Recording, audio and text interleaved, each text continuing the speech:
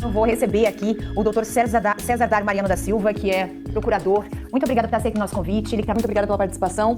Doutor, aproveitando a sua presença aqui, e o tema, inclusive, que a gente conversava, eu gostaria de saber a opinião do senhor sobre a situação do Bolsonaro, se não seria cabível uma domiciliar, tendo em vista o quadro de saúde dele. E, além disso, eu também gostaria de saber se, em eventual omissão, se o Moraes não decretar a domiciliar e ele tiver alguma complicação, ou eventualmente vier até a falecer dentro da prisão, como já aconteceu com o Clezão, inclusive com pedido de domiciliar negado por Alexandre de Moraes, se o agente público pode responder por isso, ele pode ser penalizado por uma situação assim. Prazer estar aqui, inicialmente. É uma situação muito complexa, porque ele foi condenado a regime fechado, e normalmente quem está no regime fechado dificilmente consegue o que nós chamamos de uma progressão antecipada. Até seria pulando um dos regimes, que é o regime semiaberto, e iria para o aberto. Há uma possibilidade, na realidade algumas possibilidades, mas são reconhecidas pela jurisprudência, porque a lei de execução penal, quando ela trata da prisão domiciliar, somente para quem já está no regime aberto, que não é o caso de Bolsonaro. Ele foi condenado ao regime inicial fechado. Então, normalmente, ele teria que passar pelo semiaberto, cumprindo determinado tempo de pena, para depois ir para o aberto. Como ele tem 70 anos de idade, de acordo com a lei de execução penal, ele nem precisaria ter motivo de saúde, ele já poderia ir direto para o regime domiciliar. Até porque no Brasil, para o regime domiciliar, não existe o que nós chamamos, para o regime aberto, não existe o que nós chamamos de casa de albergado. Então, a pessoa, quando ela é condenada ao regime aberto, ela já cumpre a pena em casa, inclusive isso daí no caso de progressão de regime. No que diz respeito à pessoa que está no regime fechado, ela pode, em hipóteses excepcionais, cumprir a pena em regime domiciliar. E uma dessas hipóteses é a questão de saúde. Então, a pessoa tem que estar com uma comorbidade, uma questão de saúde muito forte. Eu não falo apenas a saúde física, a saúde mental também. Então, se ela tiver uma doença muito séria, muito grave, que não possa ser tratada dentro da unidade prisional onde ela se encontra, ou seja, se ela correr risco de morte ou até de agravamento da situação, os tribunais têm entendido ser possível a prisão albergue domiciliar, vai cumprir a pena na casa dela. Eu analisei a questão do Bolsonaro, venho analisando isso há bastante tempo, porque eu tenho livros sobre isso de direito penal, processo penal, de execução penal, então eu me interesso por esse tipo de tema e gosto bastante de escrever. Então eu procuro sempre analisar e eu busco não apenas o noticiário, mas a prova constante dos autos. De uma forma ou de outra eu acabo obtendo laudos, acabo obtendo algumas peças processuais. E a situação dele é muito complicada, extremamente complicada.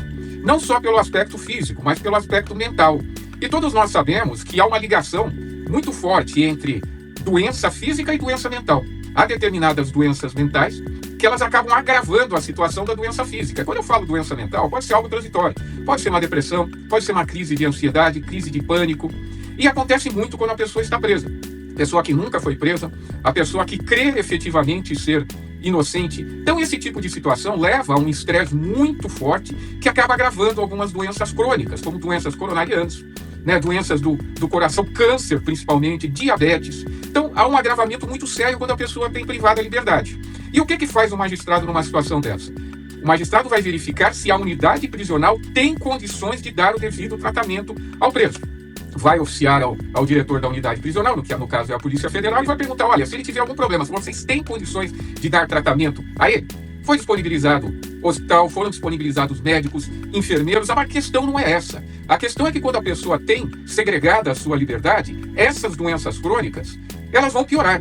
Elas vão piorar de qualquer maneira. O que vai acontecer? Vai piorar e ele vai ser tratado. Vai piorar cada vez mais, ele vai ser tratado, até ter um problema muito sério, como infarto, agravamento do câncer, e a pessoa pode até vir a óbito. Essa que é a grande realidade. Então tem que se pensar muito numa situação específica do presidente Bolsonaro, que já tem mais de 70 anos, tem comorbidades de todas as formas, sequelas resultantes da facada que quase o levou a óbito. Então o magistrado tem que analisar com muita cautela para verificar se na situação em que ele está num cubículo.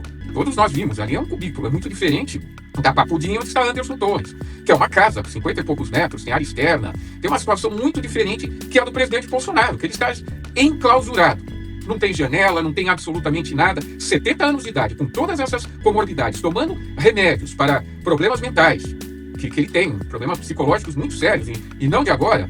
Olha, eu temo em dizer que ele pode ter uma síncope logo. E isso daí pode levar à responsabilização penal. Temos algumas hipóteses. A pessoa pode ser punida por crime omissivo. No caso, é o que nós chamamos de crime omissivo impróprio, ou omissivo por omissão. É um crime que normalmente é praticado por ação, mas também pode ser praticado por omissão. Quando a pessoa tem o dever jurídico de impedir a produção do resultado, se omite e permite que esse resultado se produza. Então, numa situação específica dessa, se o magistrado sabe efetivamente que ele pode vir a óbito e anule com isso, se vier o óbito, ele vai ser responsabilizado, inclusive, por crime doloso, ou como se tivesse querido matar a pessoa. Por quê? Porque ele sabe que a pessoa pode morrer e pouco se importa. Ele acaba falando, se ele morrer, dane-se. É o que nós chamamos de dolo eventual. Ele acaba assumindo o risco de produzir o resultado morte.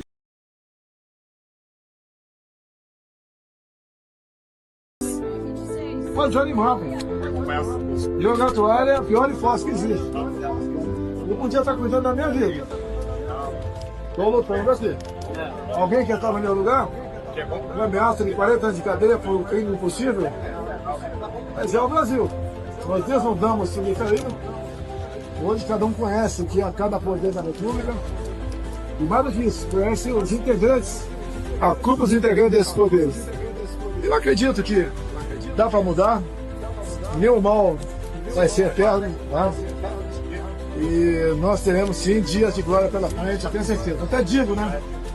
Que o Brasil é a terra prometida do Ocidente. Okay?